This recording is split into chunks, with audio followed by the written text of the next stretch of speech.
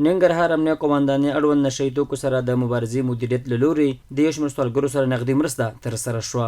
د ننګرهار امنیه قوماندانۍ اړوند د نشه یي توکو سره د مبارزې مدیریت مسؤلین وایي دا مرسته د امیرالمؤمنین حفظه الله د ځانګړي فرمان په اساس ترسره کیږي چې د جلال آباد ښار نه ناحیو مستحقو 150 سوالګرو سره مرسته کیږي چې هر کس ته 4000 افغانۍ ورکول کیږي. کمیسیون د لوري په ښار کې د نفع او امنیتي حوزو څخه سوالګر راټولوو. هغې نه وروسته بایومتریک پروسه کوو چې وروسته یې کورونه ګورو که مستحق وي مستحق فی نفر ته 5000 افغانۍ ورکوو. اوس یو نیم سل کم و زیات چې فی نفر سره د کمیسیون د لوري 4000 افغانۍ د ننګرهار ولایت امنیه قوماندانۍ د نشه یي توکو پر وړاندې د مبارزې مدیریت له لوري ورکول کیږي. په ورته وخت کې مرسته اخیستونکي په ترلاسه شوې مرسته د خوښۍ ترڅنګ له مسؤلینو غواړي چې په راتلونکي هم ورسره ورته مرستې وشي.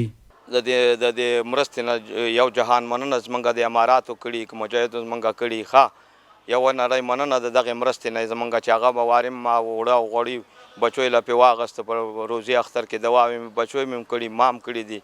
خدای حضور دی چې مخه د خیر و د خیر دواوې موله کړي. الله دې مجاهد برلاسي زموږ په غونډې نړۍ کې په خیر کا. مونږ ښار کې کمیسیون د خوا نه ونیول شو او مونږ کور ته راوستو او زمونږ کور سروې وکړو وایي تاسو مستحق یې. اختر نه مخکې مونږ سره 15000 افغانۍ نغدې مرستې وشو.